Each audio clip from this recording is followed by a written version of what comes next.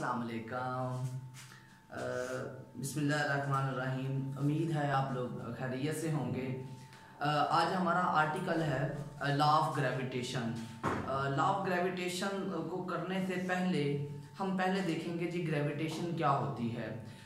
Gravitation basically gravity से word निकला हुआ है। ग्रेविटी जो वर्ड है वो आइजैक न्यूटन ने ये आपको डिफाइन किया था। उसने ये कहा था कि अगर हम किसी भी चीज़ को यहाँ से फेंकते हैं तो वो चीज़ बजाय ऊपर जाने के वो नीचे की तरफ आती है। उसकी एग्जांपल जो न्यूटन ने दी थी ना वो जो है वो एक एप्पल की ली थी कि वो किसी दरख्त के नीचे बैठा हुआ सोच रहा था, कोई तैयारी कर रहा था पेपर्स की, तो एक एप्पल जो है वो दरख्त से नीचे आके गिरता है। और बाज़ का तो ये भी कहा जाता है कि वह एप्पल न्यूटन के सर के ऊपर गिरा होता तो ना फिजिक्स होती ना हमें पढ़नी पड़ती।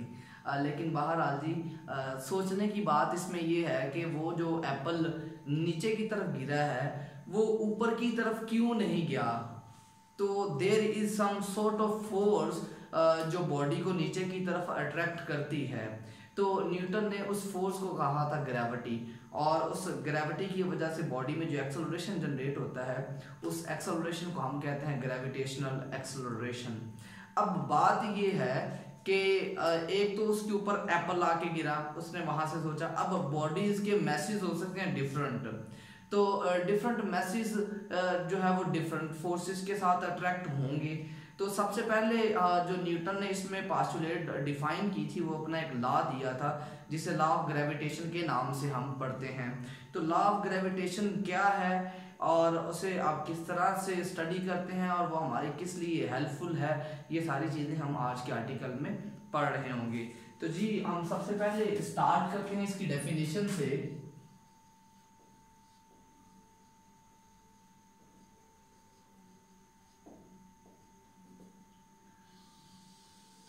जी तो डेफिनेशन में हम सबसे पहले जो बात लिखेंगे, in this universe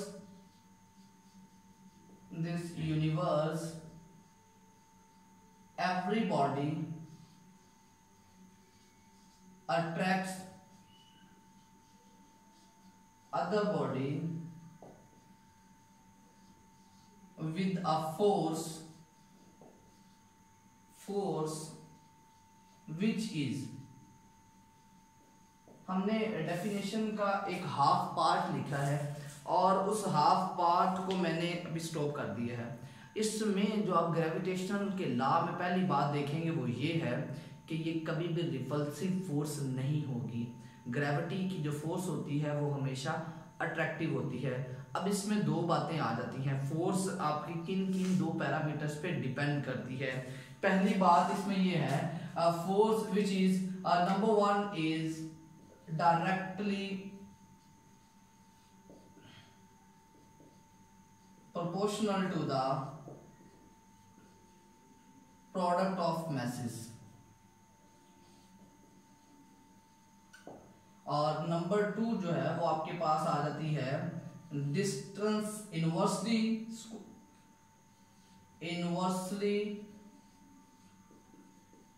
proportional to the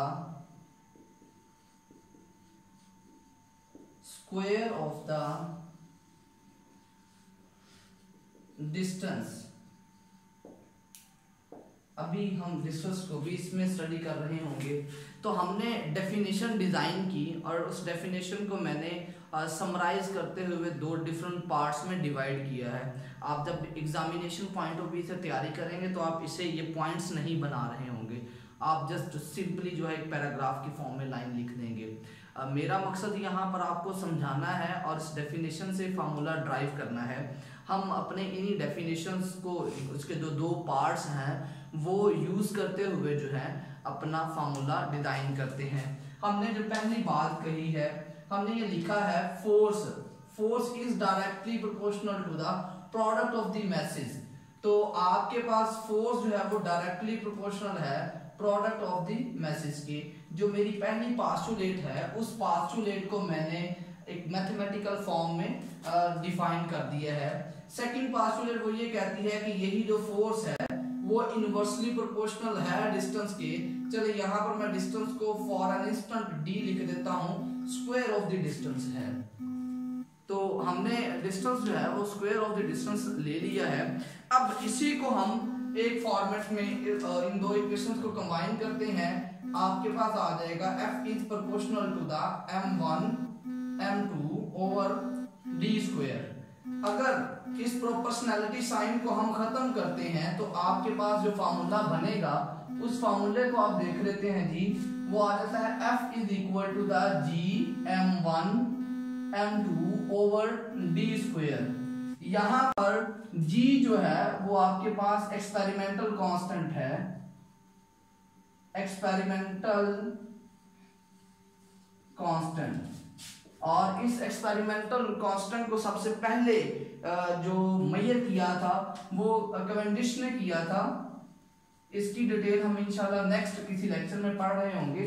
Cavendish ने किया ये था कि उसने टोरेंजियल टॉर्क का एक कॉन्सेप्ट इस्तेमाल किया था। तो टोरेंजियल टॉर्क से जो है उसने ग्रेविटेशनल कांस्टेंट की वैल्यू फाइंड आउट की थी। इस ग्रेविटेशनल कांस्टेंट के बारे में कुछ फैक्ट्स हैं वो देख लेते हैं जी। पहला इसके बारे में फैक्ट ये है कि ये यूनिवर्सल कांस्टेंट है।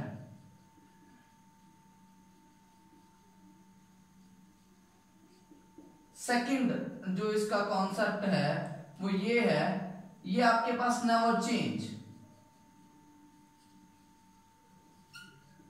इसमें बहुत क्लियर कट जो रीजन बता दी गई हैं, यूनिवर्सल कांस्टेंट है, कभी भी आपके पास इसकी वैल्यू चेंज नहीं होती। जस्ट एक सिचुएशन है जिसमें हम चेंज की बात कर सकते हैं, और वो ये कि आप जब अपनी जो क्वांटिटीज हैं लाइक मैस और डिस्टेंस है उसको आप सिस्टम इंटरनेशनल ऑफ यूनिट्स में मेजर नहीं करते। अब जब हम इन्हें सिस्टम इंटरनेशनल ऑफ यूनिट्स में मेजर करते हैं तो इसकी वैल्यू आपके पास आ जाती है 6.673 10 to the power -11 newton metre square पर किलोग्राम स्क्वायर।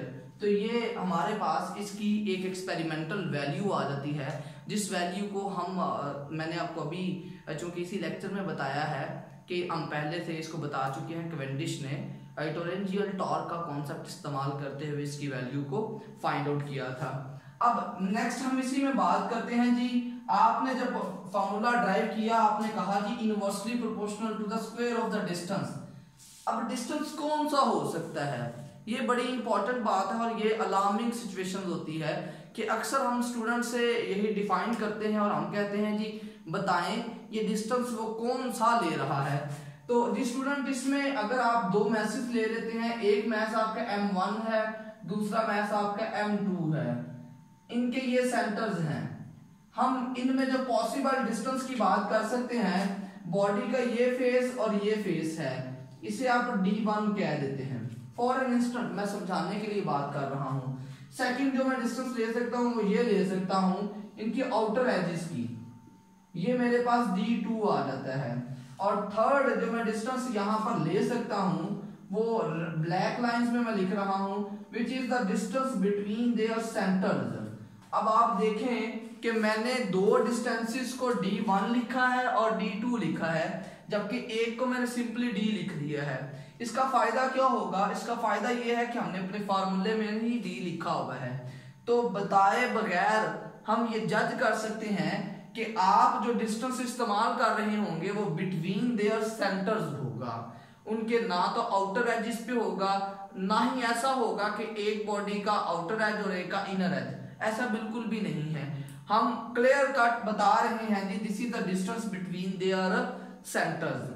तो अब सेंटर्स ऑब्वियसली बॉडी का सेंटर कौन सा होता है, बॉडी का सेंटर हमेशा उसका सेंटर ऑफ मैस होता है। तो हम इन दोनों बॉडीज के सेंटर ऑफ मैस के दरमियान डिस्टेंस मेजर कर रहे हैं। बहरहाल हम इतनी डिटेल में इसको डिस्कस नहीं कर रहे। अच्छा जी, अब एक बड़ा लॉजिकल क्वेश्चन है जी, हम रूटीन में एक बॉडी दूसरी बॉडी को अट्रैक्ट क्यों नहीं कर रही होती? Why there is no force of attraction between two persons of 100 kilogram each. मैं किसी मोटे बंदे की बात कर रहा हूँ जो समझ लें कि 100 किलोग्राम का एक बंदा है, दूसरा भी 100 किलोग्राम का है। दोनों के दरमियान फोर्स ऑफ अट्रैक्शन क्यों नहीं है? ये हमें क्यों फील नहीं हो रहा कि एक बॉडी दूसरी बॉडी को अट्रैक्ट नहीं कर रही? तो the answer is very quite clear. दोनों बॉडीज एक दूसरे को अट्रैक्ट कर रही होती हैं, लेकिन उनके दरमियान फोर्स ऑफ अट्रैक्शन बहुत कम होती है। आप ग्रेविटेशनल कांस्टेंट में जो उसकी न्यूमेरिकल वैल्यू है वो जब आप देखते हैं तो उसमें एक्सपोनेंट -11 है। अब एक्सपोनेंट -11 से मुराद क्या है, जब आप इन दोनों बॉडीज को सॉल्व करके even apart at the 1 metre distance और 0.5 मीटर डिस्टेंस, तो जब आप देखेंगे तो वो फोर्स अगेन आपके पास नेगेटिव पावर में ही होगी। तो नेगेटिव पावर का मतलब ये है कि the force is very minute, हम उस फोर्स को मेजर नहीं कर सकते।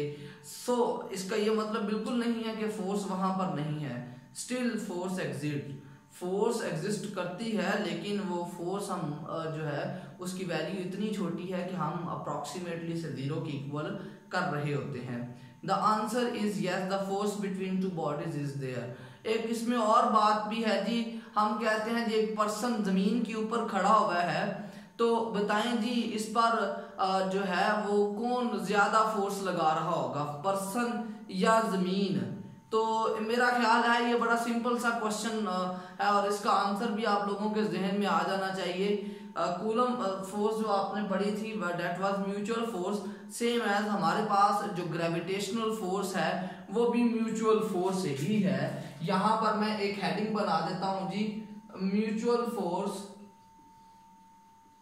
इस म्यूचुअल फोर्स से मुराद क्या है? इस म्यूचुअल फोर्स से मुराद बहुत क्लियर है, बॉडी का मैसेज डिपेंड नहीं करते। ऐसा बिल्कुल भी नहीं है कि हमें जमीन ज्यादा फोर्स से अपनी तरफ अट्रैक्ट करती है या हम ज्यादा फोर्स से इस मार्कर को अपनी तरफ अट्रैक्ट कर रहे हैं, ऐसा बिल्कुल भी नहीं है। The force is mutual. Mutual से मुराद ये है कि अगर मैं अर्थ पर फोर्स लगा रहा हूं तो अर्थ भी मुझ पर फोर्स लगा रही है। These forces are equal in magnitude but opposite in direction. तो यहां पर हम कह सकते हैं कि दोनों बॉडीज एक दूसरे पर सेम फोर्सेस लगा रही होती हैं, लेकिन वो जो फोर्सेस होती हैं वो दोनों ही इक्वल इन मैग्नीट्यूड होती हैं लेकिन ऑपोजिट इन डायरेक्शन है। Like I am standing on the earth, तो मैं जमीन पर नीचे की तरफ फोर्स लगा रहा हूं and that force is equal to my weight. मेरे वेट के बराबर अप्रोक्सीमेटली 600 न्यूटन आप समझ लें, तो 600 न्यूटन की फोर्स मैं जमीन पर लगा रहा हूं, तो जमीन भी अपॉन रिएक्शन मुझ पर 600 की फोर्स लगा रही है। तो इट्स वेरी सिंपल, हम कह सकते हैं जी आपके पास जो ग्रेविटेशन लॉ है, this is accordance with Newton's law, third law of motion. तो action and reactions are equal in magnitude but opposite in direction. तो आप यहाँ पर लिख सकते हैं जी F12 the force exerted by mass 1 on mass 2 is equal to the F21 the force exerted by the mass on mass 1 but opposite in direction. Negative sign just simply show of you the direction only. और एक बात जो बिल्कुल last में मैंने कही, मैंने ये कहा gravitations law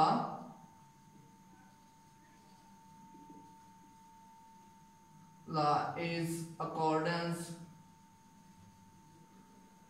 with law of motion.